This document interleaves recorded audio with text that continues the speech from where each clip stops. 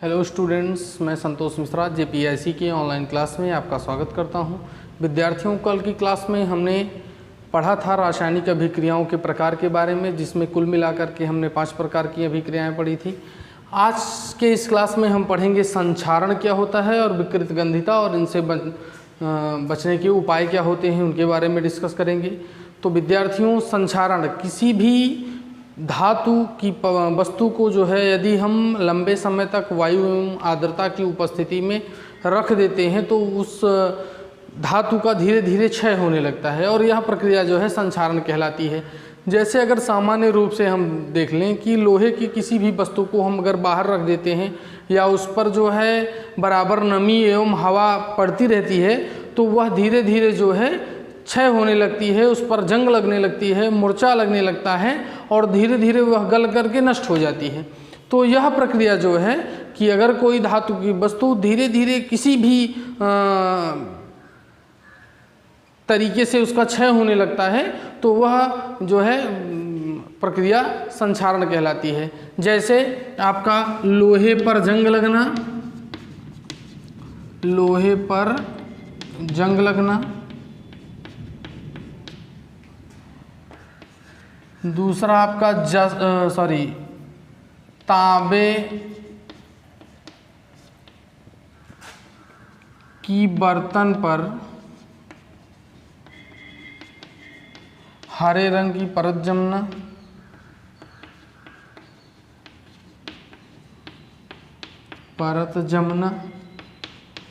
और चांदी पर काले रंग की परत जमना, और चांदी पर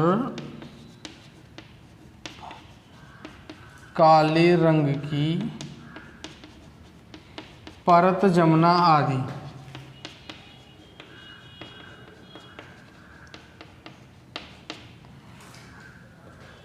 लोहे पर जंग लगना, तांबे की बर्तन पर हरे रंग की परत जमना और चांदी पर काले रंग की परत जमना आदि जो है संक्षारण के उदाहरण हैं। किसी भी वस्तु को संक्षारण से बचाने के लिए हम कुछ प्रक्रियाओं का उपयोग करते हैं, जैसे कि पेंट लगाकर संक्षारण से बचा जा सकता है। नंबर 2, ग्रीस अथवा तेल लगाकर,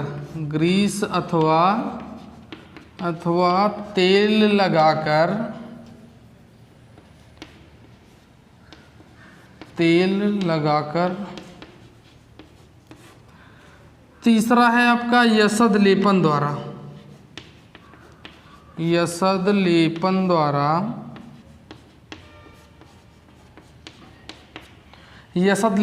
भी हम किसी भी वस्तु को संक्षारित होने से बचा सकते हैं। यसद लेपन आपके बोर्ड एग्जाम में पूछा जाता है कि क्या होता है यसद लेपन। तो हम आपको बता दें कि जब किसी वस्तु पर जस्ते को गला करके उसका एक लेयर चढ़ा दिया जाता है तो वह प्रक्रिया क्या कहलाती है? यसद लेपन कहलाती है। इस प्रकार से हम किसी भी धातु की वस्तु को जो है संक्षारित होने से बचा सकते हैं। अगला टॉपिक है हमारा विकृत गंधिता। विकृत गंधिता क्या होता है हम इसको देखते हैं। तो विकृत गंधिता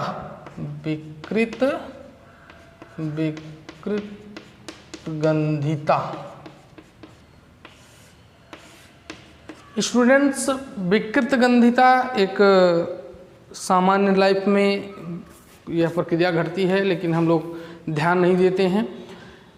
वह जब किसी तेलीय अथवा वसा युक्त पदार्थ को लंबे समय तक रख दिया जाता है तो उनके स्वाद और गंध में परिवर्तन हो जाता है, और यह परिवर्तन ही विकृत गंधिता कहलाता है। जब किसी तैलीय अथवा वसा युक्त वस्तुओं को लंबे समय तक रख दिया जाता है तो उनके स्वाद और गंध में परिवर्तन हो जाता है, और यही परिवर्तन क्या कहलाता है?